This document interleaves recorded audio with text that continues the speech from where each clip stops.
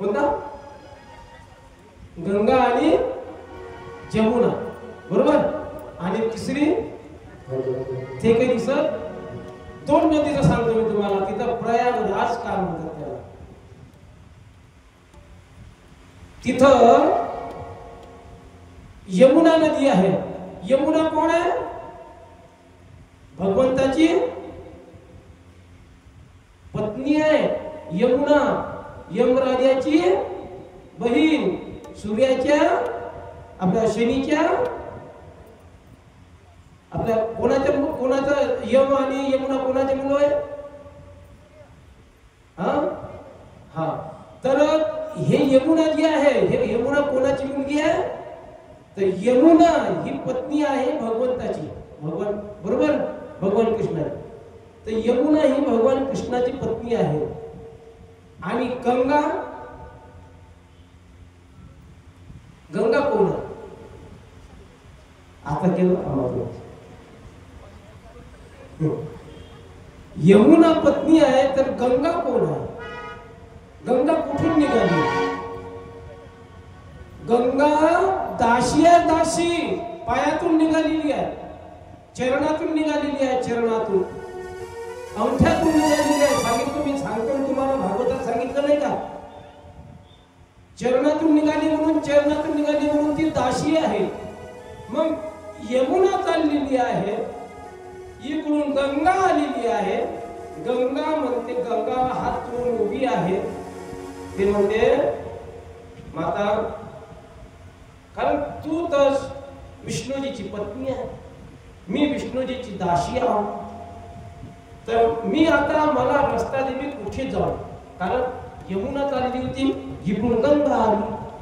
मग आता गंगा माता यमुनाला म्हणते मी कुठे जाऊ? आता यमुना म्हणते तिला घेतलं आणि अरे जे भगवंताची चरणाची दासी आहे तिला आपल्या गळ्यात लावलं, आलिंगन दिलं तिला. बघा एवढा पाहिजे त्याग, आलिंगन दिलं गंगेला, यमुना जीवन. आणि आलिंगन दिल्यानंतर म्हणजे हे गंगा, इथपर्यंत माझं नाव होतं, प्रयागराज पर्यंत समोर तुझं नाव लागलं. हा म्हणतो त्याग, याला म्हणतात त्याग. समोर स्वतःचं नाव खुलपून टाकलं यमुनाजीनं. नाव कोणाचं दिलं? गंगेचं दिलं. गंगेचं जा, आणि तेच आहे जो भगवंताला आलिंगन देत असेल ना, तो स्वतःचं नाव खुलटून तुमचं नाव मोठा करणारा माझा शिव भोला आहे. म्हणून भोला शंकर, महादेव भोळा शंकर, शिरावर जटाचा भार, जटा सोडल्या त्यानं, गंगा वाहे जटातून. महादेव भोळा शंकर असा भोळा आहे तो. स्वतःचं नाव कमी करून, स्वतःचं नाव कमी करून दुसऱ्याचं नाव मोठं करणे, त्याला म्हणतात त्या. आपल्यामध्ये आहे काय तसं? काही आहे? तुमच्या आमच्यामध्ये आहे का ही वृत्ती? आम्ही म्हणतो नाही माझं नाव मोठं झालं पाहिजे, तो खड्ड्यात गेला तरी चालेल.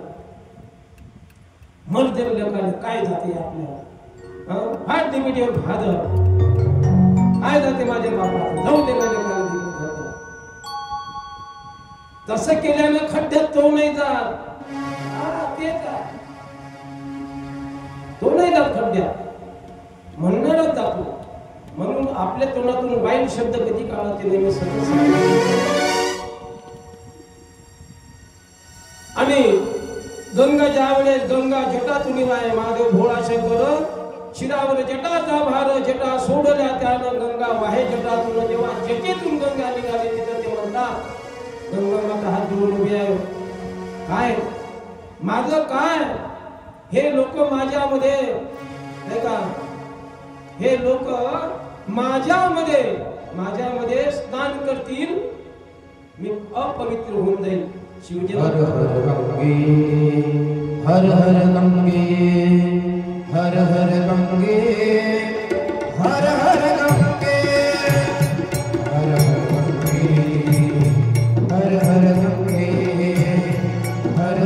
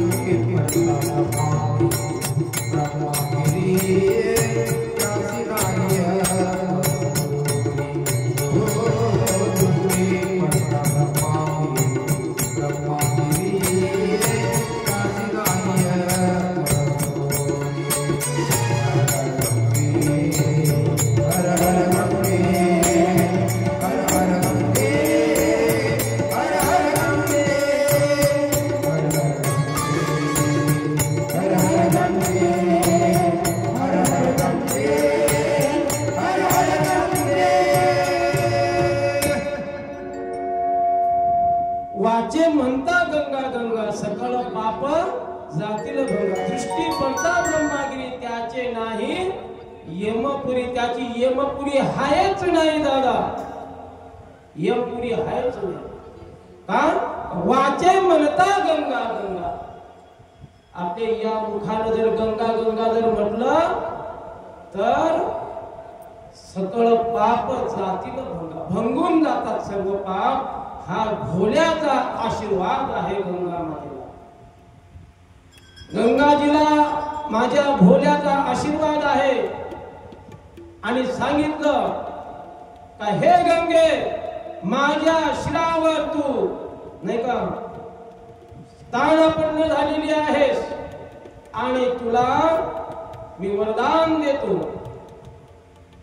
जोपर्यंत तू भूतलावर जात नाही तोपर्यंत मी तुला स्थित ठेवतो. आणि जशीही तुझा अहंकार नष्ट झाला की तू पावन या भूतलावर जाऊन तुझ्यामध्ये जे काही पापी लोक आहेत ते पापी तुझ्या गंगेच्या तीरामध्ये स्नान करतील. मग ती म्हणते भगवंता हे पापी जर माझ्यामध्ये जेव्हा स्नान करतील मी किती पापी होईल.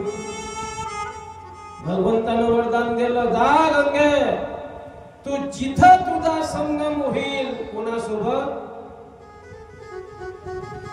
यमुना जी आहे तिच्या सोबत तुझा जेव्हा संगम होईल ना त्या संगमाला प्रयागराज म्हणून तीर्थराज म्हणून तिथं जा असं मी तुला वरदान देतो. त्या ठिकाणी जे काही लोक येतील जे काही पापी येतील जे काही साधू संत येतील त्या पापियांच्या याने तू पापी बनणार नाही. जेव्हा तिथं काही कालापासून तपश्चर्या करणारे जे साधू संत आहेत ते तिथे येऊन जेव्हा आंघोळ करतील ना तर तुझं हे तीर्थ पाणी म्हणजे तीर्थ बनेल आणि तू पापमुक्त होशील असा आशीर्वाद माझ्या भोल्याला दिला. म्हणून तेव्हापासून त्या ठिकाणाला तीर्थराज प्रयागराज म्हणतात. ही आहे शक्ती, ही है शक्ति. भक्ति में बहुत शक्ति होती है. भक्ति में क्या होती है? बहुत शक्ति होती है. जो पर्यंत तुम्ही भगवंताची भक्ती करत नाही आम्हाला भक्ती करायला सांगतात. एका जणांना भक्ती करायला लागतात. आम्ही सांगितलं अहो महाराजांना सांगितलं महाराज गंगेमध्ये स्नान केल्यानं पवित्र होतो मनुष्य. काय होतो? पवित्र होतो ना. मग पवित्र होतो असं एका जणाला मी माझ्या भागवतातून सांगितल्यानंतर त्यांना ऐकलं. ते घरी गेलं बायकोला म्हणते अगं ऐकलं का? ते म्हणते अहो तुमचं तर मी दररोज ऐकते. मग आज विशेष आहे म्हणते. विशेष काय विशेष आहे? डहाळे महाराजांनी सांगितलं म्हणते का गंगे स्नान केल्यानं पवित्र होतो म्हणे. मी आता गंगे स्नान करायला चाललो. ती म्हणे जा काय सांगितलं तुम्हाला जा. तिला माहित होतं कसं गेलंय काय तर जात असं तर जाऊ द्या. गेलं हिरणघाटच्या बस स्टँड मध्ये जात असताना गाडी पकडावर जाऊ नाही का कुठं नागपूर वरून जाऊ तिकडे जिथं गंगा नाही का प्रयागराजला. आता जाता जाता काय झालं हो एक भेटलं दलिंदर. रस्त्यानं भेटतात दलिंदर. रस्त्यानं भेटतात. स्वतःही ते स्वतःच भलं करत नाही तर दुसऱ्याचंही होऊ देत नाही असे आहेत. याही काळात आहेत याच गावात आहेत इकडे आहेत आजूबाजूलाही आहेत. स्वतः भलं करत नाही दुसऱ्याचं होता चांगलं दिसत नाही. कसं असते माहित आहे का? कसं असते माणसाला दुसऱ्याची प्रगती आवडत नाही. माणसाला दुसऱ्याची प्रगती आवडत नाही. कुत्र्याला वाहनाची गती आवडत नाही. कुत्र गाडी घेऊन जा त्याच्यापासून पा कसं लागते माग, लागते ना माग महाराज. म्हणजे माणसाला माणसाची प्रगती आवडत नाही, कुत्र्याला गाडीची गती आवडत नाही, आणि साधूला मनुष्याची अधोगती आवडत नाही. बघा किती फरक. माणसाला माणसाची प्रगती आवडत नाही. माणूस प्रगती करायला गेला तर दुसरा त्याला खाली खेचतो. कसं? अमेरिकेमध्ये एक संमेलन भरलं होतं. त्या संमेलनामध्ये सर्व देशानं आपलं मॉडेल आणलं होतं. त्यामध्ये भारतानं पण एक मॉडेल नेलं होतं. प्रत्येक देशाचे मॉडेल तिथं प्रस्तुत करण्यात आले. शेवटचा नंबर आला भारताचा मॉडेल. जिथे कुठं भारताचं मॉडेल वाला बसला असेल त्यानं आपलं मॉडेल समोर प्रस्तुत करावं. दवंडी झाली. गेलं ना हे, गेलं आपलं मॉडेल दाखवायला.